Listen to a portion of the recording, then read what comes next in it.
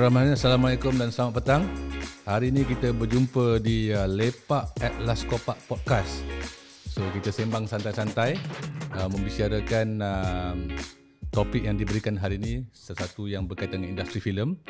So untuk hari ini saya Noradiman Sulaiman selaku moderator ataupun host kita untuk Lepak Atlas Kopak Podcast ni.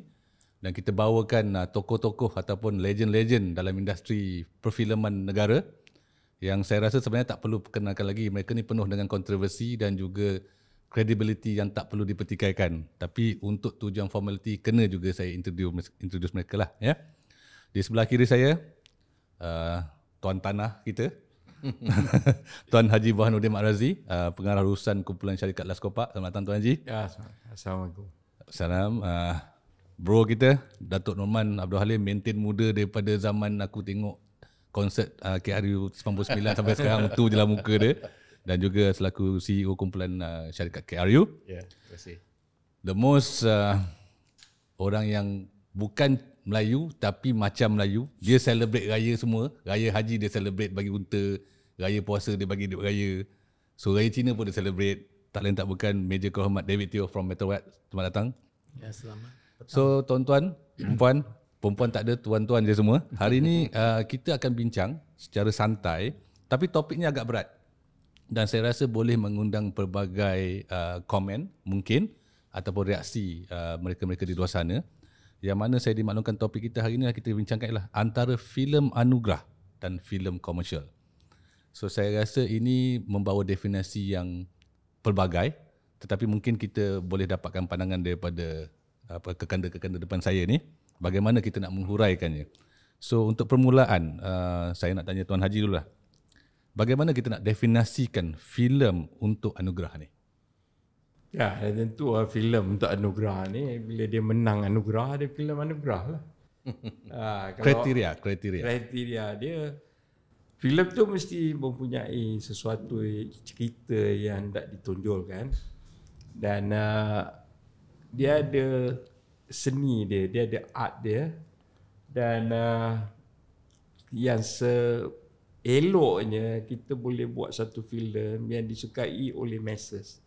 Tapi nak menghasilkan sesuatu yang macam itu memang sulit. Yang ada balance antara artistik dia dengan konsep cerita disukai ramai. Pasal bila orang filem ni, bila kita bagi pengarah buat filem artistik, dia banyak, dia kata kena whole moment. Kalau dia tunjuk washing machine tu, kena tunjuk washing machine je kedadap.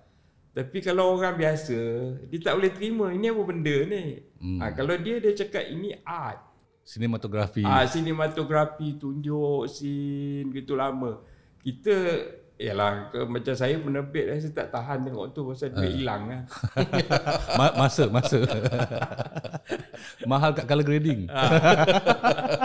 So ini kena balance. Tapi memang sulit untuk menghasilkan filem yang sesuai untuk masuk pertandingan.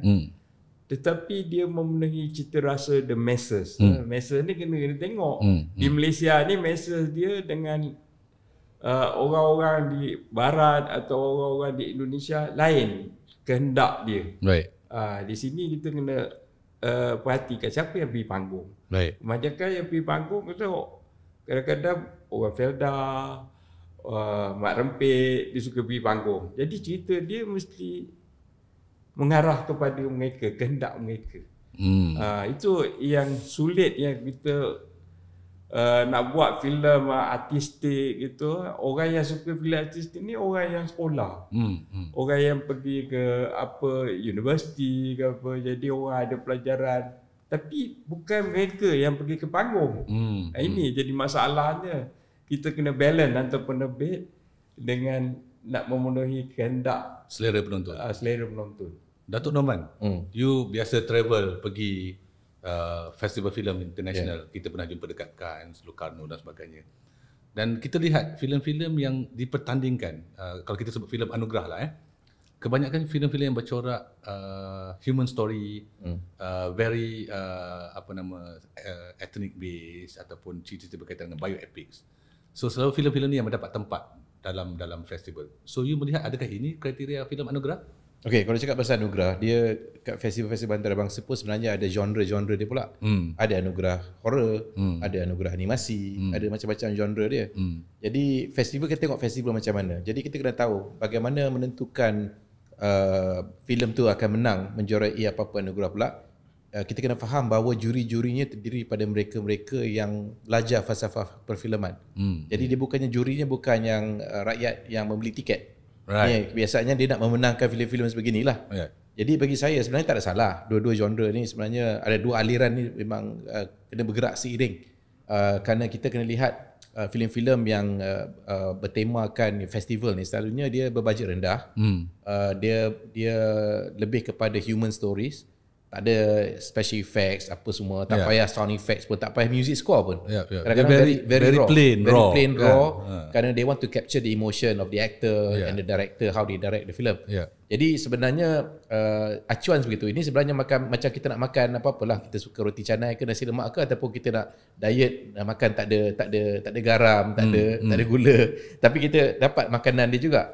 Tapi itu yang pelik pasal kalau kita tengok macam apa cerita ni? But kenapa dia menang? Okay, jadi itu kena faham bahawa dari segi setiap satu festival dia ada falsafahnya sendiri. Ada dia punya temanya. Kecuali dekat Malaysia ni, FFM ni, kita punya tema ni rojak sikit. Kejap macam ni, kejap macam tu, kejap macam ni, kejap macam tu. Jadi kadang-kadang filem-filem box office pun boleh menang anugerah. Right. Jadi itu yang sebenarnya jadi kadang-kadang pelik. Macam kami sendiri pun banyak buat filem adalah filem-filem yang komersial. Kami tak expect nak menang anugerah pun. Tapi menang, alhamdulillah. Saya akan ke situ. Jangan masuk situ dulu. Okay, tapi saya cakaplah secara keseluruhannya, dekat Malaysia ni penjurian dia ada berdasarkan kadang-kadang tengok siapa juri pula. Kadang-kadang saya ketika saya dengan PFM pun saya pernah buat teguran. FFM ni patut ada satu falsafahnya sendiri. Kan? Apa sebenarnya hala tujunya, apa kita nak menangkan filem macam mana? Kan? Jadi ini mewakili, ini wajah kita. Dan macam mana kita nak tonjolkan bahawa inilah kita nak pertandingkan di Oscar ataupun mana-mana festival luar negara, biar filem terbaik ini boleh bawa nama negara.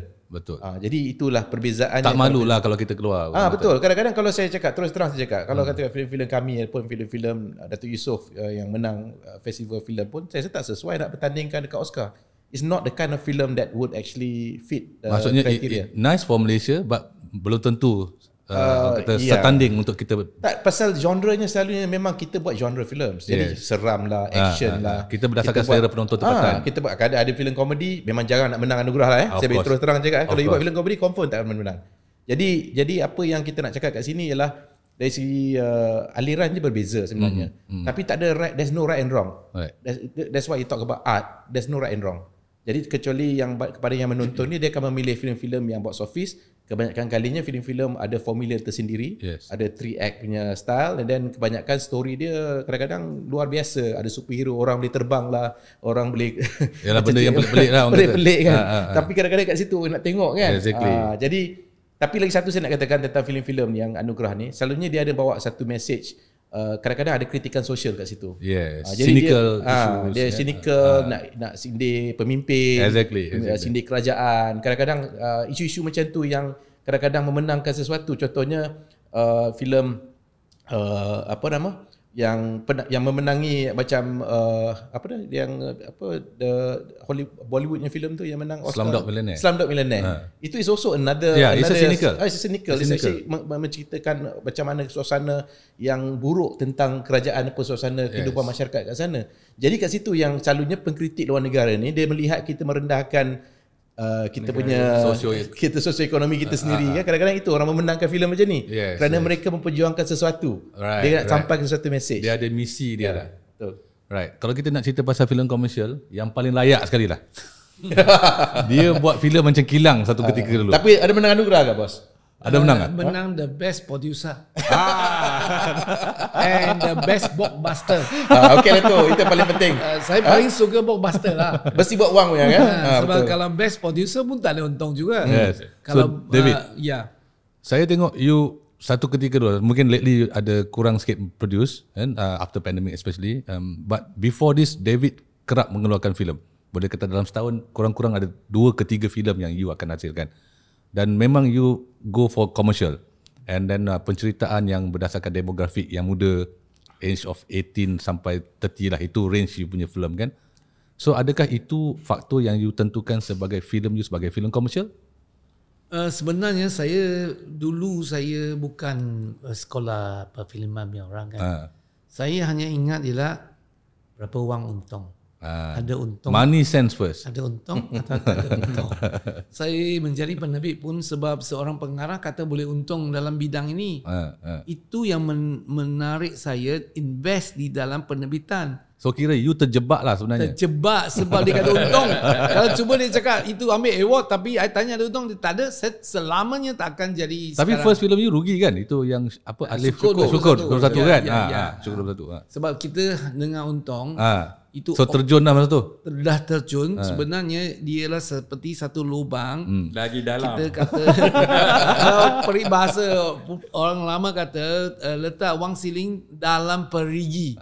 You ada dengar tak suara? Kalau ada dengar perigi itu tak daram. Kalau tak dengar, you tahu tak? Ini yang betapa membezakan dalam itu. Ini membezakan kita bila bincang dengan David. Dia punya Melayu lebih dalam daripada Melayu. Siap dengan metafora, siap dengan perumpamaan, Siap dengan pantun lagi. pantun. Ajak kita suruh nyanyi lah. Ya, saya sebenarnya nak ucapkan dalam musim raya ni Upin Ipin pergi Taman Buaya. Selamat Hari Raya. Kan dia dah mula pantun.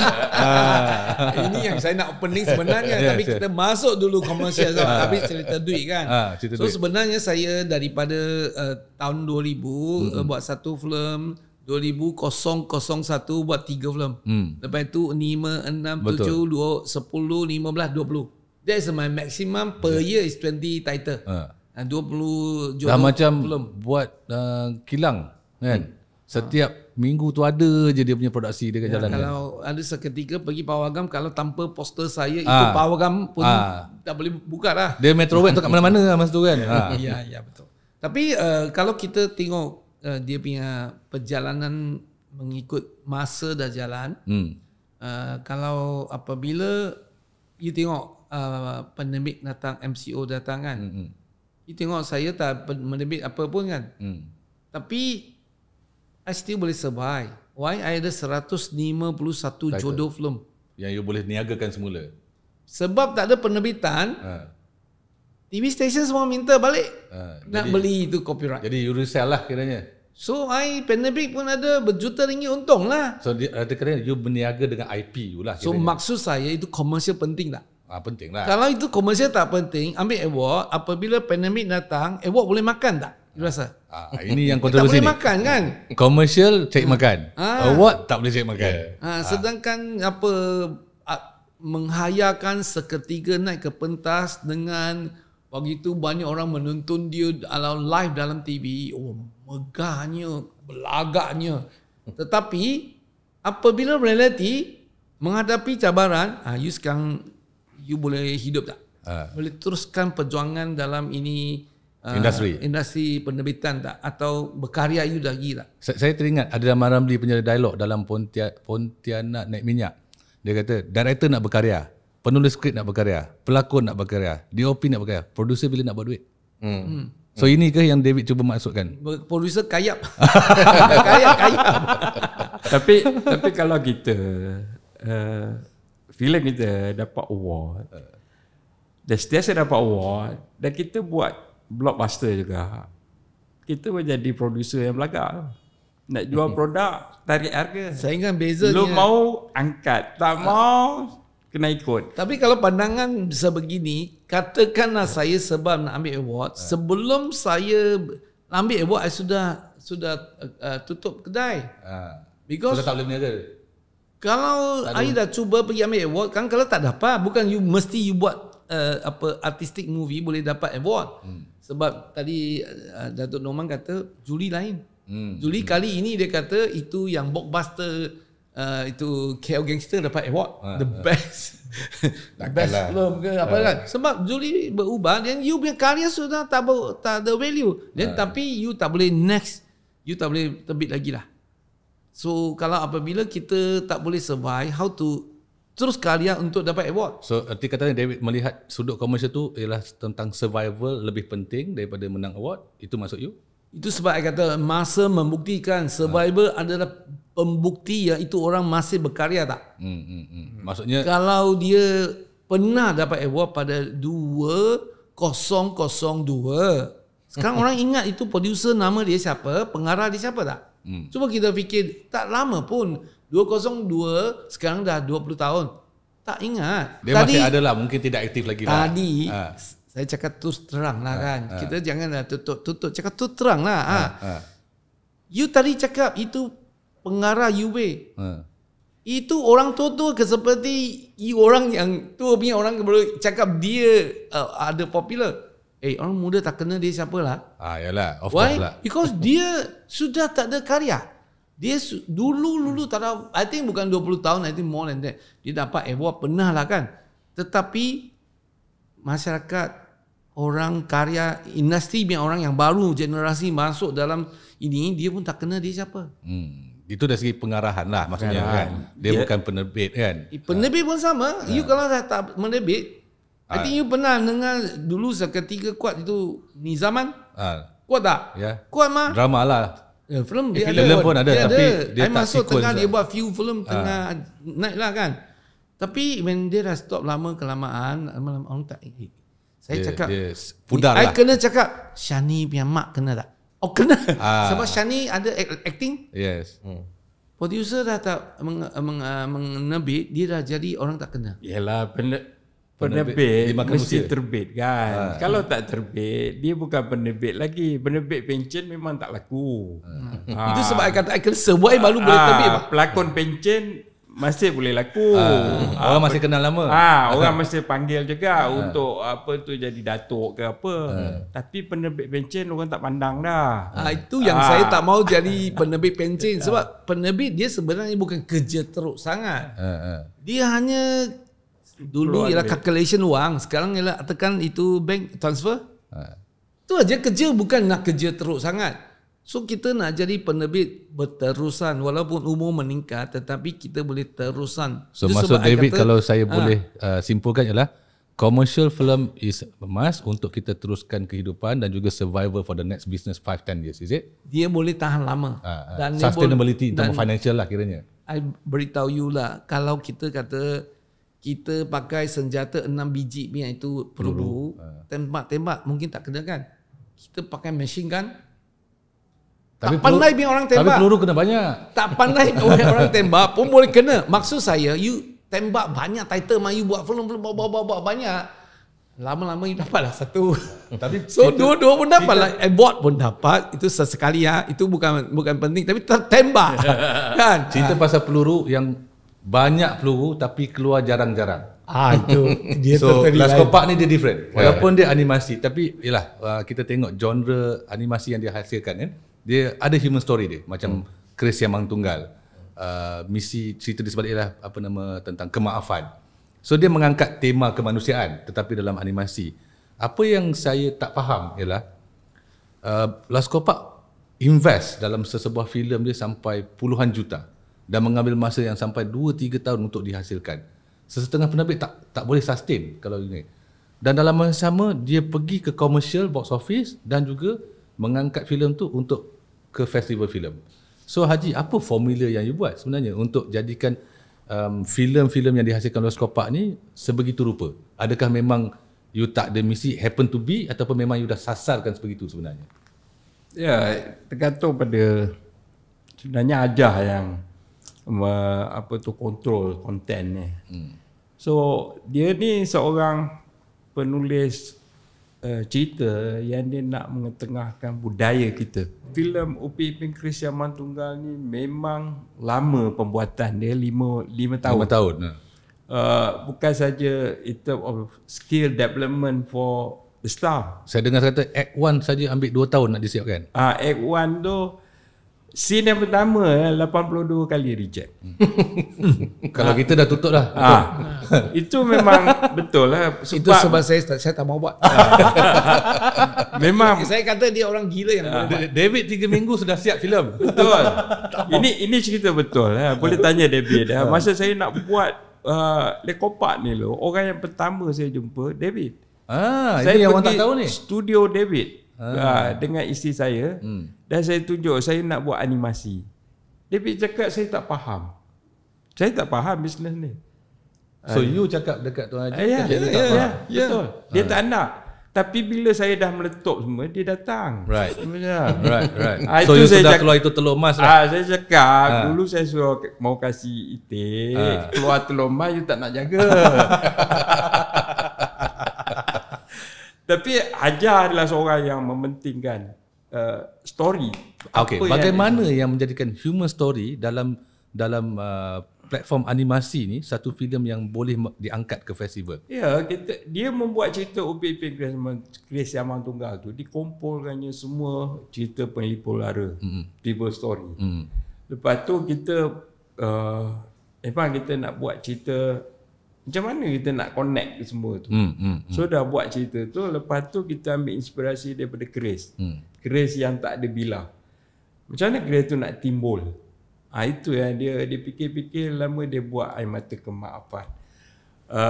Cerita-cerita visual story kita ni semua tak ada ending. Dia start aja. Cuma macam cerita Setanggang, dia cerita dia sumpah anak dia jadi batu. Tapi apa di sebaliknya? Itu yang follow yang tak berkesudahan. Yang tak ada. Memang dalam cerita kita kata di Tanggang kena sumpah dengan maknya pasal dia tak terima mak, dia jadi batu. Sampai situ je. So Hajar tambah belakang tu, mak dia menangis dan merasa menyesal kerana menyumpah anak jadi batu. Dan dia menangis bila air mata tu jatuh, itu bilah Chris tu timbul. Dari situ diubahnya, diolahnya cerita tu sampai akhir. Dan bila kita bawa filem ini ke Animation Festival, kita menang sebagai the best animation film. With special mention on script.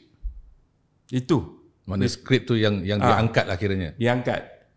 Selepas itu, kita lihat semua filem-filem yang kita kalahkan di Montreal, seperti Nancha yang China. Nancha tu dia collection di China tu 4 bilion yuan. Gila. 4 bilion yuan. Kita hampir masuk ke China. Tapi kerana COVID tak dapat. Hampir dah. So kita dah agak dah, kalau kita masuk ke China tu kurang-kurang kita dapat 1 bilion collection pun dah happy dah. Dah buat kaya dah. 1 bilion kurang lebih dalam 600 juta. Okey dah. Tapi kita kata semua yang kita dah kalah tu dia masuk ke Oscar. So kita kata kenapa kita tak masuk ke Oscar? So kita balik sini, kita tanya Finas. Waktu itu kita tanya hari Selasa dan tarikh tutup hari Selasa depan. Saya call sendiri Datuk Hans, masa tu dia chairman. Apa filem yang dihantar ke Oscar tahun ni? Dia kata, saya baru, saya tak. Nanti komiti kita meeting. Masa suntuk? Saya kata, masa komiti meeting, dia tutup hari Selasa depan. You tak sempat tu. So you better assemble cepat, decide. Dia kata, okay. Besok pagi, kata, I will call you. Lepas tu dia ada call, dia kata tunggu hari Jumaat nanti dia announce siapa yang nak pergi. So by hari Jumaat tak ada siapa beritahu saya. Tapi saya dah ready nak masuk ke itu dan kita dah siapkan 60 biji DVD. Itu requirement dia, 60 biji DVD. Kena hand carry ke LA. 2 orang staff saya dah ada visa semua, get ready, book flight. Hari Sabtu dia pergi. Maksudnya pergi sendiri? Pergi sendiri, bawa 60 tak biji. Tunggu Finas jalan dulu? Kita tak boleh tunggu. Yalah. Kalau tunggu tak masuk lah akhirnya. Tak masuk. So kita pergi. Sampai sana, kita submit, hari Selasa dah settle. Kita masuk. So bila kita dah masuk, dan kita lihat macam mana dia orang ni masuk Oscar. Sebenarnya Oscar ni, dia banyak lobby. Kalau you tak ada lobby, you tak boleh. Betul lah. That means kita kena hantar orang kita awal. Betul. So dia punya lobby tu, you tengok di Oscar tu sendiri, you tengok di LA, semua paper dia dah cakap, this film is going to win Oscar. Dia punya media sosial semua dah lobby. So kalau you tak tahu duit, chances tak ada lah. Tak ada lah. So bila kita hantar filem kita sendiri, requirement dia kita kena main di Pawagam LA 7 hari. Screening untuk orang screening. Kita sendiri kena buat. Kita cari panggung sana, kita book. Satu show dia charge $1,000. So belanja siapa tanggung? Sendiri. Sendiri tanggung. That means penerbit kena tanggung dulu. Ya, 7 hari, 3 kali sehari, $21,000. Itu kena masuk. Lepas tu penjurian Oscar ini dibuat oleh juri. Ada 60 orang juri. Jadi dia nak tengok ke filem orang masuk ni, mestilah ada orang yang Tarik dia untuk tarik. Itu yang di paper, di media sosial dia kata this is the best film, better watch. Review dia lah. So untuk you dapat orang-orang ni, you kena buat gala premier. Dan you kena cari siapa lobbyist ni. Bukan, siapa juri tu you kena tarik masuk. Adakah kita perlu ada ejen nak tarik? Saya ada kawan di sana. Memang tak ada ejen tak jadi. Kerja dia ejen dia. Dia kata Haji buat. Haji buat, nanti saya tarik. So dia dapat bawa 5 ke 6 juri untuk menyaksikan filem Upin Ipin ditayangkan. So gala tu sendiri harga dia $20,000. You kena tanggung. Tapi panggung sana memang best. Lain daripada panggung kita. Yalah. Segala detail keluar, suara dia pun best. So masa tu ingat dah 5 ke 6 orang juri. Orang juri ni semua dia adalah member akademi. Jadi siapa yang main dekat akademi tu dia tahu siapa yang dia nak panggil. So dia orang datang. Dia tengok filem. Juri tu sendiri datang jumpa kita. Dia kata I was surprised with this film. I didn't expect it. It's such a good story. Lepas tu cerita dia memang dahsyat. Macam mana kita gabungkan itu semua. And then animation dia kita tak adalah sama sampai orang putih, tapi manageable kan. So dia kata if I vote, I will vote this film. So dekat situ kita dah dapat 5 vote. Itu yang kita terpilih masuk antara 32 filem yang dicalonkan untuk Oscar. Dan saya tahu kita takkan menang. Dapat nomination tu pun kita champion dah sebenarnya. Itu next step kena lagi lobby. Dia kena keluar duit lagi banyak. So level kedua lah. bila menteri cakap road to Oscar, saya ketawa. Saya ada. Kalau nak pergi Oscar, the government had to be prepared. Tanam setahun 6 bulan. 4-5 orang dekat LA. Kerja awal dah kena buat. Kerja dia pergi minum, pergi party, join orang to know who are the juries to get the engagement campaign. Macam nak menang pilihan raya juga lah, kenalah campaign. Sanggup ke kita keluar duit untuk itu? Datuk Norman, sorry. Nak cakap saya, capacity finance saya nak ke situ. Tapi sebelum tu, pasal bila KRU antara syarikat penerbit yang awal menggunakan teknologi sebagai medium perfilman dengan VFX dan sebagainya. So ianya memang antara faktor komersial. Okay, hasilnya filem Magica. Filem Magica memecah panggung, box office-nya baik, and then juga menang award. So you invest dekat teknologi juga. But at the same time, yang saya nak tahu, adakah layak untuk semua producer buat benda yang sama, ataupun itu adalah memang tergantung kepada penerbit dalam buat investment kerana melihat bahawa okay, ini genre yang aku nak pergi. So I have to invest on VFX because this latest trend, it could be commercial dan boleh memungkinkan aku menang award. Satu soalan. Yang kedua, tiga-tiga ni orang kuat industri. But Datuk Norman yang saya tengok agak lantang lah mengkritik dasar-dasar perfilman negara, bila especially masa you dalam PFM dulu. Dan bagaimana kita set kriteria penjurian Malaysia. Okay? Siapa juri-juri ni? Maka bagaimana mereka diangkat credibility dalam menentukan penjurian mereka? Because setiap kali sebuah filem menang, akan ada orang yang pertikaikan. Dan ada juga yang mempertikaikan juri punya credibility pula. So dua soalan ni saya minta Datuk Norman untuk jawab. Okay, first one saya jawab topi KRU, boleh tak? Okay, silakan. Second one saya jawab sebagai Finas. Okay. Selagi boleh lah, pasal saya pun nak tamat tempoh saya. Okay, pertama sekali kalau cakap pasal gunakan teknologi kan. Sebenarnya kalau untuk filem-filem anugerah, sebenarnya filem macam ada visual effects dan animasi ni memang kurang sikit lah dapat perhatian. Kalau festival-festival kebiasaan. Tapi dua orang dah membuktikan. Yalah, tapi dia ada, okay, kalau dekat Malaysia dan sebagainya, mungkin saya cakap FFM tu rojak. Ya, kejap macam ni, hala tuju dia kejap macam ni. Jadi kita tak tahu apa hala tuju dia sebenarnya. Kan antara saya pernah mengkritikkan juga adalah penggunaan bahasa Melayu sebagai bahasa pengantara yang diangkat dalam FFM. Kan kalau kita dah mula merojakkan dasar tersebut, maknanya kita akan menolak tepi apa nilai-nilai kemalaysiaan itu.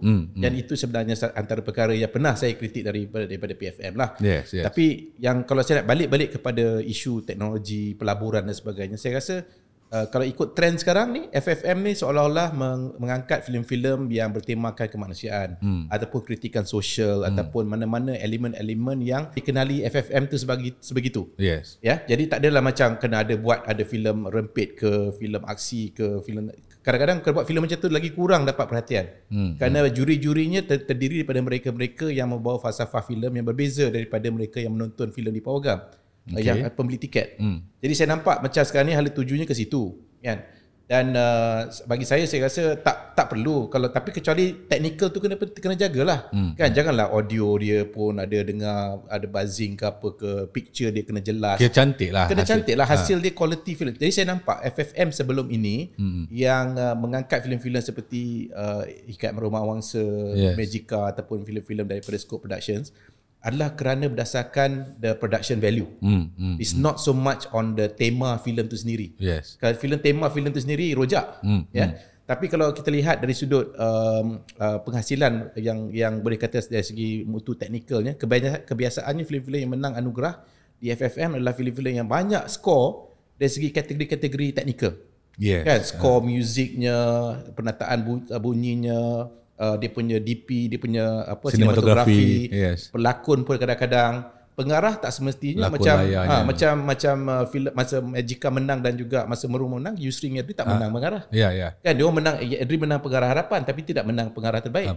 Dia teknikal. Lebih kepada teknikal. Jadi itu sebenarnya adalah dari sudut pengalaman saya sendiri dalam FFM. Tapi nak balik kepada sementara saya boleh cakap yang pada hari rakaman hari ini saya masih lagi pegang jawatan Timbalan Pengurusi Finas. Jadi masih dalam topi Finas lah kena. Tak lama lagi tak ada dah. Jadi komen daripada Haji ni sebenarnya kita tahu. Ya, saya pun mengkritik dari luar tapi semenjak saya duduk dalam Finas, saya tak boleh mengkritik dari luar. Saya dah duduk kat dalam. Jadi apa dasar-dasar baru yang you nampak? Jadi salah satu daripadanya, bagaimana kita timing FFM tu kena berkait dengan timing untuk Oscars punya pencalonan. Right. Jadi kita timing FFM tu kita kena tutup. Setiap pada bulan September patutnya ada penganugerahan FFM di mana pemenang filem tersebut diangkat kepada pencalonan Oscar. Okey. Dan sepanjang tahun sememangnya apa Haji cakap tu betul. We have to have allocation, the budget untuk pastikan bukan nak lobby, sebenarnya we need a publicist to mewar-warkan. Dan kerana the Academy Awards ni ataupun the Oscars ni dia ada orang-orang yang akan mengundi. Termasuklah macam Will Smith yang sebenarnya dia tarik diri sebagai ahli akademi tu. Jadi dia orang ni lah sebenarnya yang bagi pemarkahan. Yang ada pensel lah orang kata. Yang ada pensel. Dia orang yang mengundi. Kita tak, kan? Kita kena cakap kita ada buat filem yang terbaik mana yang boleh, tapi kita serah pada nasib. Serah kepada apa yang. Jadi kita kena ada satu strategi yang lebih mendalam. Bagaimana kita nak pastikan filem-filem kita dapat perhatian. Right. Jadi cuma sekarang ni oleh kerana filem kita sekarang ni ada proses saringan. Nanti kan kita kenapa kita pilih Upin Ipin, kenapa kita pilih filem David Teo ke ataupun filem daripada Datuk Yusof. Kita kena tengok bagaimana kita nak pastikan dari segi proses penjurian tu mengangkat tema FFM tu sendiri. Jadi filem-filem tu lah sepatutnya pergi. Jadi kalau sekiranya mana penerbit lain nak buat masuk pencalonan boleh, mereka boleh pergi sendirian dengan dana mereka sendirilah. So maknanya penerbit sendiri kena buat effort lah untuk kalau sekiranya nak mencalonkan, kalau nak ikut dana kerajaan. Ini apa yang Tuan Haji dah buat lah. Apa yang Tuan Haji katakan, dia buat sendiri. Macam Puteri Gunung Ledang pun pernah buat benda yang sama. Masa tu tak ada sokongan dari Finas pun. Jadi apa yang berlaku is that kalau sekiranya nak melebatkan dana daripada Finas, dia melalui ada satu proses saringan. Itu proses saringan tu terletak di FFM. So maksudnya sekarang ni perancangan awal pihak Finas tu kena teratur lah. Menjelang ke festival yang nak pergi. FFM kita pun pasal COVID susah nak cakap lah. Kita ambil pada situasi yang normal. Kalau situasi sekarang ni patutnya kita FFM setiap bulan 9. Itulah tarikh dia. Yang penutup dia setiap bulan Jun contohnya. Tutup je. Apa-apa filem dah siap kan kita buat pencalonan. Nilaikan dan bagi penganugerahan daripada bulan 9. Jadi persediaan tu betul lah untuk mengarah ke international. Jadi momentumnya ada. Jadi bila publicist kita dekat Amerika pula nanti nak melobi filem ini, dia akan cakap filem ni menang FFM, dia menang kategori ni. Jadi banyak modal dia nak bercakap. Tapi Datuk, kita tengok board Finas sendiri, chairmannya apa semua orang politik. Okay. Perubahan struktur organisasi. Okay. Bila berlaku perubahan struktur organisasi, then dia restart balik. Okay. And then yang lama tertinggal, yang baru belum tentu boleh buat. Boleh saya komen sikit? Saya pernah bercakap panjang lebar dengan Tuan Haji. Dia cakap dengan saya. Dia marah saya. Pasal kita nak mengangkat anugerah ni, filem-filem anugerah. Ya, saya faham. Tapi apa Tuan Haji cakap, apa kau buat kat sana ni semua? Saya cakap dia sekarang. So kita cuba perbetulkan. Kita buat satu landasan yang outlast people. The most important thing. Tak ada siapa ada dekat situ pun dia tak payah nak pertikaikan siapa dekat situ, siapa pengurusi, siapa CEO dan sebagainya. Kerana landasan dan struktur ni sudah jelas. Okey, jadi contohnya macam sesi projek tayang contohnya. Saya mempengurusikan projek tayang sebagai jawatankuasa projek tayang. Saya mengurusikan tu, tapi pada satu ketika saya ingat lagi Presiden PFM dan wakil pada MAFI berbincang nak menentukan jumlah filem. Di dalam masa tu saya cakap saya tak nak buat meeting, tak tunggu esok hari, saya nak buat malam hari tu juga. Kita buat di Pawagam, dah lah tak ada bilik meeting. So kita buat dalam Pawagam tu sendiri dengan satu meja kat tu dalam suasana gelap, dia berunding macam dekat pasar malam jadinya. Dah macam gangster. Jadi macam itulah. Ni 50 skrin. Ini 30 dia semua dia macam tu. Jadi saya cakap no. Sekarang moving forward dia ada pesita pemakahan. So mereka yang buat pratonton dia akan markah dulu. Jadi dengan betting nilai lah dia ada nilai lah. Contohnya kalau filem-filem bahasa Melayu, dia ada markah dia. Kalau 60 markah, dia maknanya dia sekurang-kurangnya dapat 60 skrin. Tak boleh dipertikaikan. Mafi tak boleh nak lawan. Kerana itu tentukan. Dan macam mana Pawagam dipilih pula? Untuk mereka yang tak tahu, Mafi ni lah persatuan pemamir filem. Dan bagi kalau kita lihat dari segi senarai filem pula, dia ada kategori bahasanya.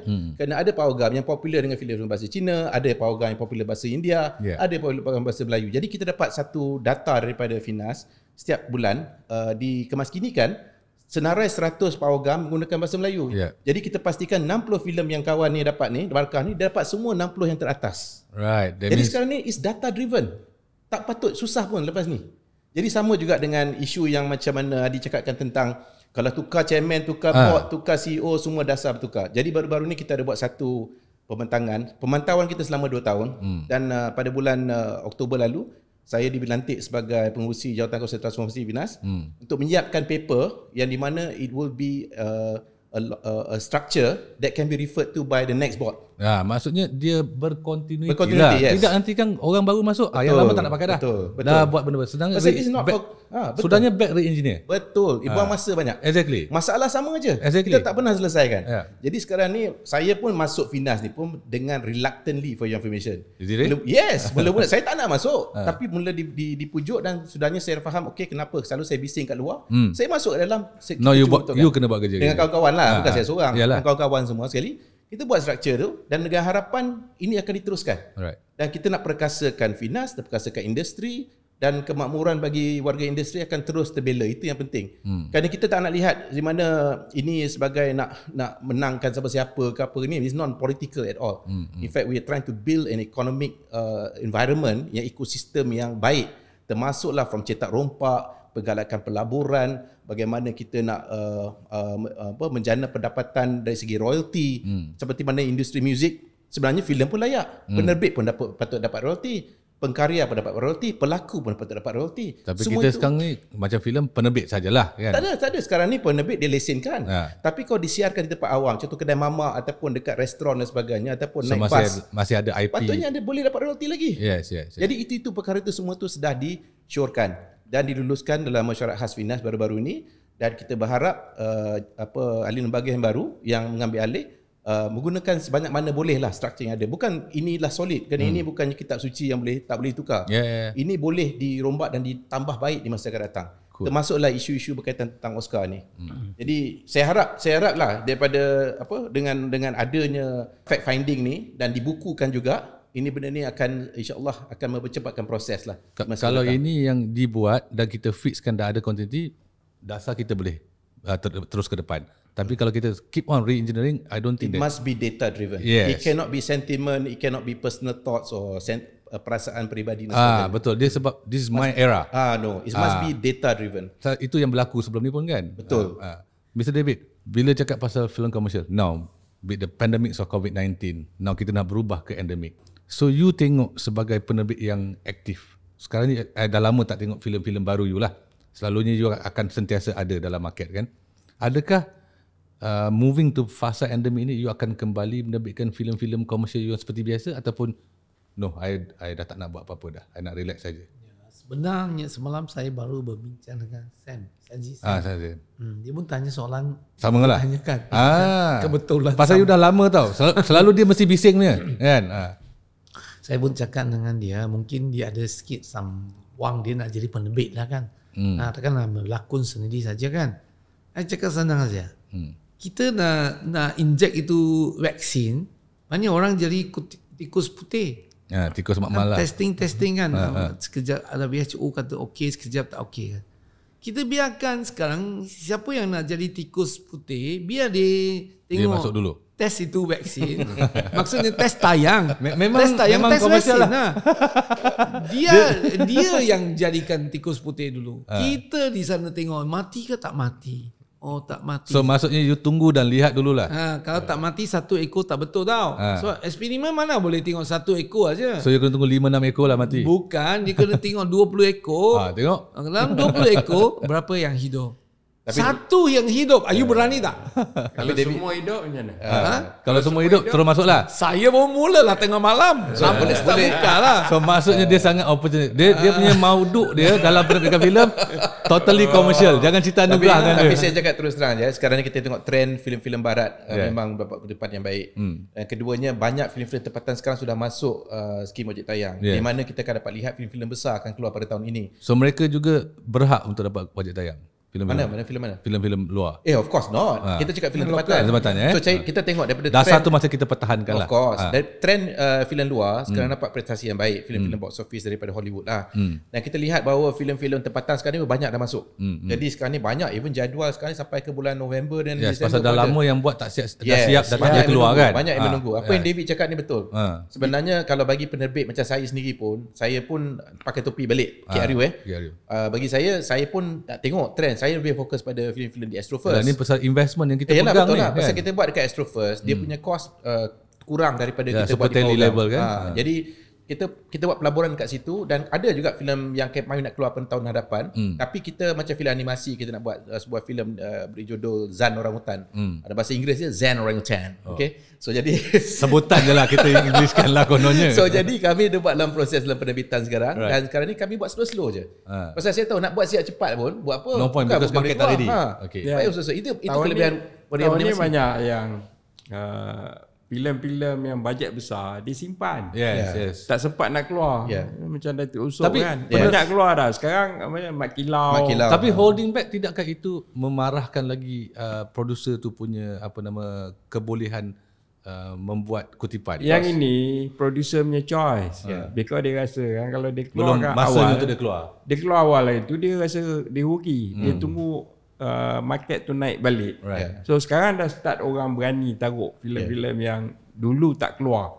Macam saya rasa Mat Kilau ni dekat 2 tahun dah siap. Samsul buat. Saya rasa Datuk Usop ada 3-4 filem dia pegang lagi tu. So semua simpan kuku lah sekarang, tunggu ready market baru saya masuk. berharap filem-filem ni semua berjaya di box Berjaya lah. office. Kita sendiri tak. Macam Lekopak kita memang tak ada whole filem. Kalau kita tak buat filem pun lagi. Kalau kita buat filem memang jangka waktu lama. Sekarang kita tengah fikir nak buat ada 2 filem. Animasi. Ini filem besar lah. Tapi take time 3-4 tahun. Alright. Bila kita sebut antara komersial dan anugerah, tak dapat tidak IP itu sendiri mainkan peranan. Okey, tiga depan saya ni penerbit yang mempunyai IP yang pelbagai. David ni dengan 150 title. Yang ini tak payah cakap lah dengan Ansir dan masih begitu juga dengan KRU. Kreativiti penerbit dalam mengkomersialkan IP mereka. So kalau kita tengok Laskopak, dia masuk ke OTT platform. Dia based on the character yang Upin ada, dia masuk ke corporates dan sebagainya. So maknanya masuk kata lain dia mengkomersialkan IP dia tu dalam pelbagai platform. So begitu dengan KRU begitu. Adakah ini adalah satu trend ataupun ini adalah kaedah yang perlu dibuat untuk memastikan survival perniagaan?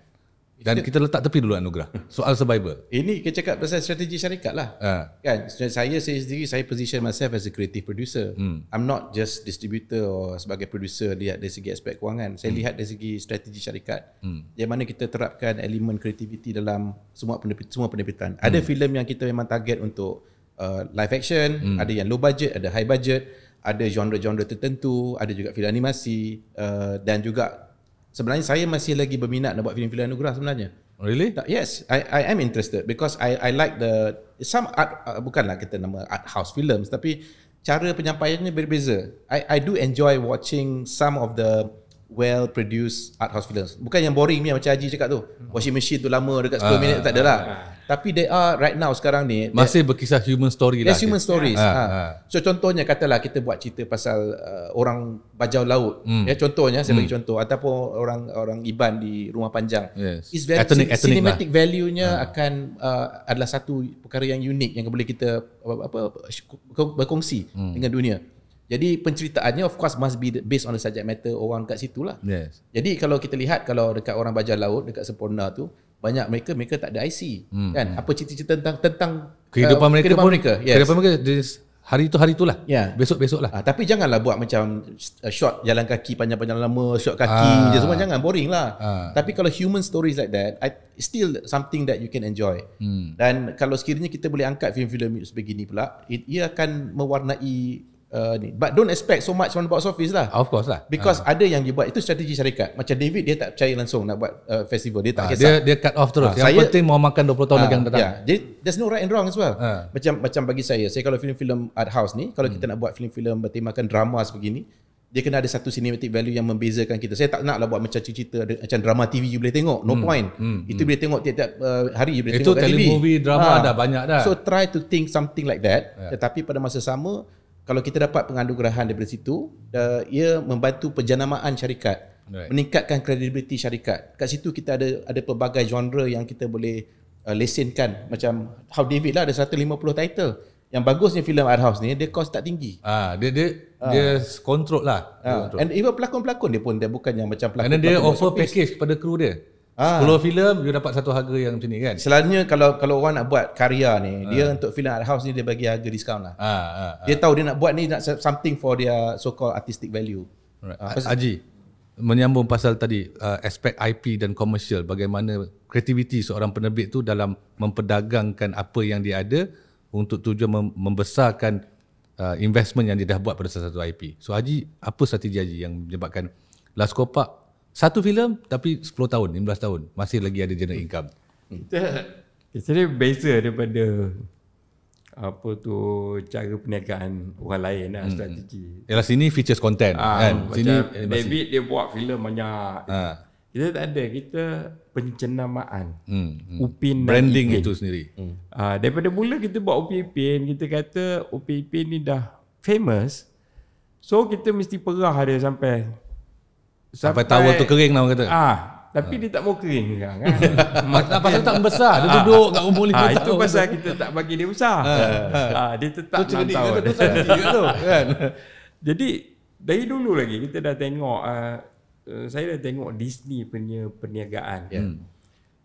Kalau kita tengok dari Disney tu perniagaan dia 30% saja dan pendapatan dia dijana daripada TV dan filem yang dihasilkan. Yang lain tu semua yang lain. So kita kata kita mesti tengok ikut model tu supaya kita tak penat buat perniagaan. So kita go into licensing. Dan kita buat banyak benda lah, licensing, kita ada education, kita ada college kan. Dan kita akan buat theme park. Maksudnya you create other business with the IP yang you dah branding dia kan. Dia kata spin-off business. Yes. Business sampingan. Upin tu sendiri dia punya jenama dia kuat.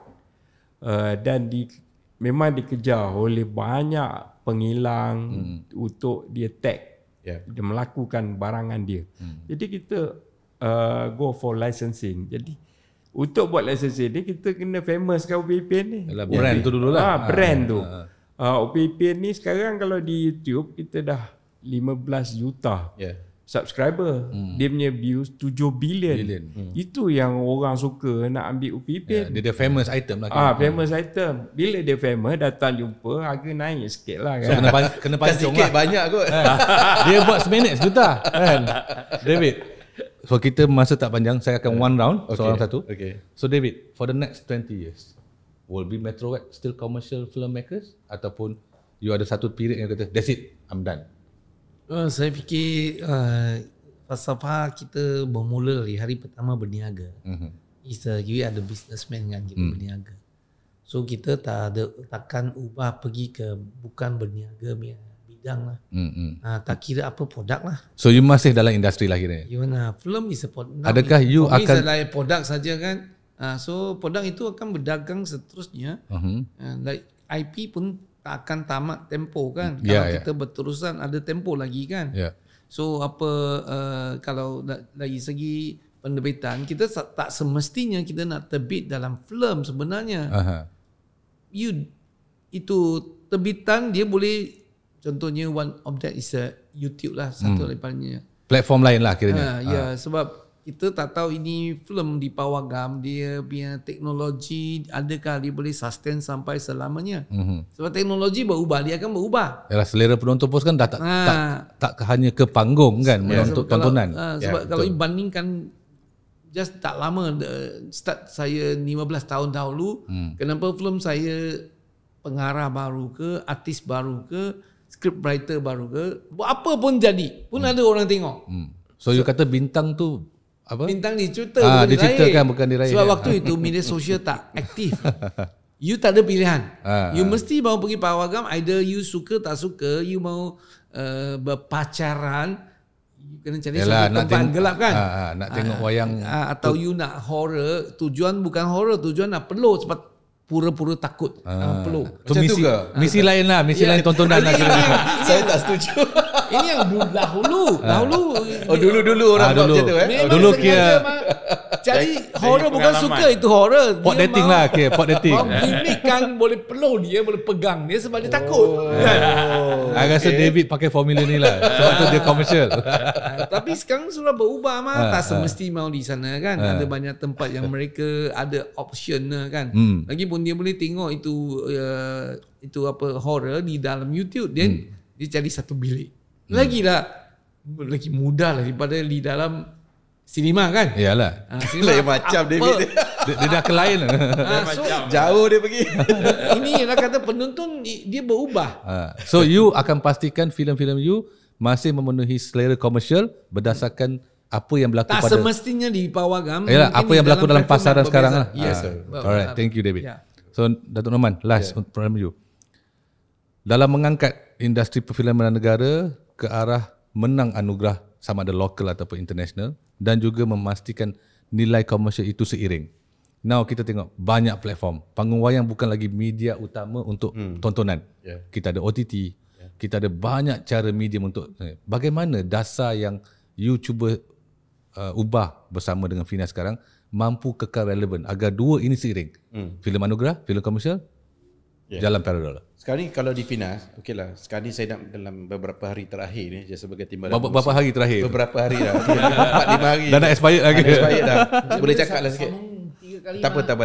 Saya cukup je. 2 tahun saya berpuasa. Dia dah tahu dah PRU dah dekat, sudah tukar. So jadi saya berpandangan bahawa content is content. Right. Okay? Macam David cakap dia betul. Tak kira lah dia keluar kat YouTube ke, keluar dekat OTT ke, keluar dekat Pawagam ke. Masalahnya sekarang ni macam Oscars, dia ada kriteria yang kena keluar dekat Pawagam di Amerika, kan? Jadi adakah konten tersebut semestinya kalau dia keluar dekat Pawagam tu konten tu baik? Tak semestinya. Ada juga konten keluar dekat YouTube. Ada sekarang dah tengok dekat Netflix pun banyak konten yang baik. Yes. Kan? Jadi itu sebenarnya sekarang ni saya rasa kita kena harus lebih terbuka. Macam dekat Finas pun dia ada akta dia 2/4 di mana secara jelas melibatkan peranan pemamir, penerbit, pengedar. Tapi pemamir dia selalu dikaitkan dengan Pawagam. Tapi kalau pandangan saya rasa dari segi akta, sebenarnya itu adalah platform. Yes. So kategori lain pun layak lah kan. Penerbit pula ialah menghadirkan konten. Yes. Kan? Jadi konten tak kisah letak kat mana. Pengedar lah. Tapi it's the content and also the platform. Right. Jadi platform tersebut kalau kita lihat, kalau besok dalam platform OTT ke atau platform Astro First ke, sepatutnya kita melayakkan semua konten ini. So ianya masih sebuah filem lah. Masih sebuah filem, it's still content. Yes. Kan? And apakah durasi kalau sekiranya you nak membezakan apa yang kandungan televisyen dengan kandungan yang kategori yang boleh memenangkan sesuatu konten tersebut adalah durasinya. Kalau ianya bersiri, maknanya it does not qualify to be a feature. Sekurang-kurangnya 110 minit lah. That's why we call it a feature film. Feature maknanya satu tema dalam 90 minit disampaikan. Tak kira lah, mungkin ada 70 minit, ada yang 120 minit, tapi dia it starts and end dalam duration yang sama. Yeah. Okay, jadi sebenarnya kriteria tu patut diubah. Yeah. Jadi platform adalah platform. Jadi kalau contohnya ada filem-filem yang keluar dekat Astro First kerana ketika pandemik ni memang semua pergi Astro First lah, because itu je tontonan. Tetapi ia tidak melayakkan filem-filem ni masuk exactly. dekat FFM. Itu yang saya nak pertikaikan. Tapi kalau kita buat filem, kita dalam itu YouTube pun boleh juga. Betul. Ya, pasal it's still karya. It's still a platform. Tapi kita tak mengklasifikasinya sebagai sebuah filem yang boleh dipertandingkan. Itu yang kita kena tukar. Adakah ini dasar yang akan diubah? Saya tak boleh kontrol lah apa Finas nak buat selepas ini. But you have suggested. Of course my opinion, once I'm out of Finas, I can even say a lot more things. Kan? Jadi so bila, tangan you terikat jugalah. Sekarang ni of course lah, kita dalam organisasi kan, kita dah bagi pandangan kita dalam organisasi. Tak perlu kita ulaskan, tapi pandangan peribadi saya bahawa content is content. Right. So ianya selagi ia masuk dalam kriteria perfilman punya technicalities, it should be layak lah kiranya. It should be dalam format tersebut. Regardless dia di mana. Yes, correct. Maybe dalam festival film dia ada kriteria dia. Contohnya bahasanya, ataupun dia punya tema ke, ataupun contohnya kemanusiaan, ataupun filem aksi, filem seram dan sebagainya. Macam-macam festival ada. Dalam dunia ada beribu festival. Ya, betul. Kan? Betul. Animasi pun ada their own festival. Jadi itu sebenarnya kita kena lebih terbuka lah. Yang penting kita hasilkan satu yang terbaik. Maksudnya pengurusan dasar yang memegang dasar perfilman negara harus terbuka dengan apa yang berlaku sekarang. Correct. Content and platform. Tapi pada masa sama kita juga harus menggalakkan lah, kadang-kadang ada kekangan bagi mereka, kadang-kadang boleh menghasilkan filem pendek yang baik, dia keluar dekat YouTube saja. Ataupun dia boleh menghasilkan filem yang baik dengan bajet yang sangat rendah, tetapi tak tentu mungkin boleh dia menang festival filem. Kalau temanya baik, dia cara pembawakan, penerbitannya baik. Dia tergantung kepada penerbit itu sendiri. Betul. Baik Haji, last penutup. Sekarang ni Haji salah seorang orang kuat di dalam Persatuan Penerbit Filem, right? Dan saya tengok Persatuan Penerbit Filem sentiasa cuba membantu penerbit dalam mengangkat karya mereka, soal komersialnya, soal memenangi anugerahnya. Jadi adakah peranan persatuan ini memberi impak kepada industri pembuat dasar dan juga mereka penerbit di luar sana dalam usaha untuk mengangkat martabat filem negara? Because Haji duduk di tengah-tengah sekarang ni. So apa peranan yang boleh dimainkan? Ya, sebagai timbalan Presiden PFM kita dah suara kan, dah macam PFM tu kan, Festival Filem tu. Dia kata kalau filem tak masuk panggung tak boleh tak boleh, tak layak bertanding. Tapi kita kata dia still content. Correct. That's what Datuk Norman cakap, David cakap kan. Kalau masa tu panggung tutup, nak main kat mana? Astro First lah yang ada kan. Hanya ada Astro First, tapi kemungkinan nanti orang tak main di Astro First, dia main di YouTube saja. Correct, betul. Tapi kalau dia memenuhi kriteria yang 1 jam tu, is a feature film, dia sepatutnya boleh dipertandingkan. Exactly. Itu yang kita suarakan. Tapi kadang-kadang Finas ni pun sumpah lah, dia buat musuh dengan PFM kan. Itu dulu. Itu yang jadi masalah. Barang lama jangan dikenang Haji. Kalau tak Ini soal pengurusan lah. Siapa di sana? Setiap kali kita di PFM tu kita melihat macam mana nak membantu ahli-ahli kita, penerbit lah. Mereka mengadu, kadang-kadang dapat projek nak buat ni, duit tak ada. Kita usahakan macam mana kita dari nak dana, dana. Semua orang yang dalam filem kreatif ni dia bercerita nombor 1 dana. Duit dulu nak buat. Hasilnya entahlah. Tapi dia semua bercerita pasal macam mana nak funding buat dan funding. Kemudian baru ni kan RTM buat pitching session. Semua pergi. 2,000. 2,000 orang. 2,000 produsen sampai parking luar pintu gerbang. Jalan kaki. Jalan kaki. Saya ada. Kan pintu gerbang. Dan lepas tu saya tengok kriteria dia syarikat boleh hantar 2 je. Dia boleh hantar 2. Lepas tu nak pelakon dahsyat punya kan, yang famous lah, tapi A-list lah. Tapi bayaran ciput. Ini yang jadi. tak betul lah. Lepas tu dia nak pegang IP. Itu TV lah. Modal kita sikit dia dapat untung kan. Saya rasa tak payah buat lah. Itu hanya Haji yang boleh cakap kita cari platform lain. Lain orang Pasal yang lain still beratur. Beratur sebab Ya, itulah kita tahu tempat dia yang beratur. Besok kalau dia dah dapat, dia cari kita juga. Itu sebab saya kata ini dalam satu interview Malaysia kini kan. Saya kata RTM bukan sebuah Kebajikan. Jabatan kebajikan. Semata-mata nak tolong ini sikit ini. Why dia dua title? Sebenarnya dia nak memperbanyakkan orang. Nak adil lah, semua orang dapat. Tapi ini karya mana boleh? Karya bukan agi-agi karya yang you ada karya tak? Maksudnya kualiti itu tidak menjadi keutamaan lah. Dia cakap diutama dalam ucapan. Tapi tak pandangan David sendiri. KP baru cakap, saya kata saya sokong sebab setiap kali menteri berubah dia akan ada orang ucap. Yalah. Dan setiap kali cakap kualiti itu tak pernah dipadamkan. Mekanisme tapi kualiti itu tak dia punya kisahlah. cara implementasi dia lagi worse dari dulu. Sebab apa? Dia semakin mensekatkan yang boleh buat punya orang. Itu yang terjadi dalam industri animasi. Bila kerajaan sediakan dana, bila mereka nak mengadakan dana, dia minta statistik dari Lakopak. Dan dia convince kerajaan kena bagi dana banyak ni. Kerana Lakopak telah berjaya merangsang ekonomi, bawa duit bawa balik. Tapi bila dah dapat tu, dia punya polisi lain pula. Kita kena bagi banyak syarikat. Supaya semua orang dapat rasa. Semua orang dapat rasa. Saya cakap, industri animasi ni bukan macam buka kedai warung, kedai kopi. Dia niche. Dia very niche. Mana ada syarikat yang ada kemungkinan menerobosi pasaran luar, di situ kerajaan harus bantu supaya dia naik. Kalau nak bagi semua orang, last kali kita kumpul IP je lah. Itu masalahnya sekarang. Dan saya rasa di MDEC tu orang yang menerajui ni dah tak macam dulu. Dia dah lost direction dan saya rasa mereka banyak yang tidak berkelayakan dalam membangunkan industri ini. So maksudnya itu dulu perlu diubah. Itu perlu diubah. Dia orang patut diajar macam mana nak membangunkan industri animasi.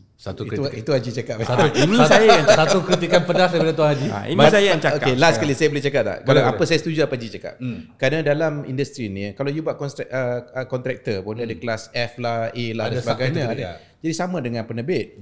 Penerbit pun dia ada pelbagai tiering. Ada yang dah capai satu pencapaian yang boleh ekspor. Jadi peranan ni mereka perlukan dorongan yang lebih dalam cara yang berbeza. Untuk push up mereka. Yang cara berbeza tak semestinya sama. Macam contohnya dana DKD, tak payah minta lah. DKD tu lebih kurang bajet 500,000, 1 juta. Itu bagi pada syarikat-syarikat yang baru nak naik. Yang kategori B, C. Kategori tier 2 and tier 3. Tapi peranan kita antara industri juga kena main satu peranan di mana kita menyokong satu sama lain. Contohnya mungkin Haji ada pasaran kat Indonesia yang kuat. Dia ada kontak yang baik. Jadi apa salahnya saya berikan filem, kalau Haji kau boleh tak tolong distribute filem-filem saya dekat Indonesia. Contoh. Tapi dia perlu ke depan lagi. Of course. Tapi pada masa sama juga saya pun ada kelebihan juga. David pun ada kelebihan. Mungkin dia ada dekat akses ke pasaran yang lain. Jadi antara kita jangan tunggu kerajaan saja. Kita sendiri boleh buat sesuatu. Dan keduanya, kalau kerajaan nak beri apa-apa dorongan dan sokongan, sepatutnya dia mengikut kategori. Janganlah tiba-tiba syarikat baru ditubuhkan, tiba-tiba buat filem-filem kenegaraan. Nak bajet sampai 2-5 juta. Itu mengarutlah. Pengalaman tak cukup lagi. Betul. Jadi buatlah benda kecil-kecil dulu. Buatlah telemovie dulu.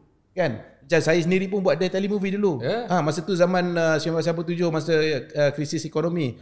TV station tak nak keluarkan surat tawaran. Ada permulaan kita lah. keluar duit sendiri buat telemovie tu. Kira filem telemovie siap lah. Buat and then kita sell. Jadi kat situ lah sebenarnya, jangan kita terus nak masuk, terus nak jadi macam Upin Ipin, macam Jelas Kopak, ataupun macam David Teo. Dia kena ukur baju lah. Ukur baju start dulu kan. Start dulu, and then at the same time bekerjasama dengan mereka-mereka ni. Jangan anggap ni sebagai public enemy number one. These are your friends. Contohnya Jelas Kopak dia dah kaya dah, tak payahlah jumpa dia orang kan. Tak, you should actually engage and actually appreciate kejayaan mereka yang dah buka pintu untuk animasi. Jadi itu sebenarnya patut kita leverage on our strength. Sharing the Tapi kita ni selalu je dalam industri. Masa saya dekat PFM selalu saya kritikkan benda sama dalam industri, menjatuhkan sesama kita. Exactly. Kita yang bring down. Betul. Kita bila pasal apa? Reconstruct. Pasal apa? Bila kita ada ruang ke apa ke, pergi jumpa menteri, kutuk orang tu. Jumpa orang ni, kutuk orang ni dan sebagainya. Jadi itu jadi problem kita. Jadi persepsi kepada orang, saya pernah ingat jumpa seorang KSU, dia tahun 2005-2006. KSU berkaitan dengan freelance lah, cakap. Kenapa Norman, I want to ask you something. Why your industry so bitchy? Ini KSU dia cakap macam ni. Because itu yang sampai kat dia. Kita. Itu yang sampai kat dia pun. Itulah orang yang mentadbir ni pula dengar, kejap orang komen pasal ni, cakap pasal ni macam ni, tak pernahnya kita dapat lihat, no. Kita nak bangun, kita nak maju, kita nak sampai matlamat kita, actually we need each other. I need Haji, I need David. David also can actually leverage on me. And of course, macam-macam mana kita boleh share sama-sama. Resources lah, exactly, share resources. Alright, thank you Datuk Norman, thank you Mr. David, thank you Tuan Haji untuk sharing kita ini. Saya rasa semakin panas. Mungkin topik kita lepak Eloskopak lepas ni berkaitan dengan dasar perfilman antara mereka pembuat dasar dan mereka pemain industri. Itu pakai bot baru lah. Yang tu lebih sesuai untuk kita bincangkan hala tuju perfilman negara. Orang baru panas je Ustaz cakap mau tutup. Itu pasal Datuk Norman kata dia nak pergi Johor jumpa MB. Ini pun kita dah terlebih 15 minit. So sekali lagi terima kasih semua. Alright, kita ucapkan selamat berjumpa lagi dan selamat hari raya kepada semua. Dan kita jumpa di Lepak Eloskopak Podcast yang akan datang. Terima kasih. Assalamualaikum dan selamat petang. Bye.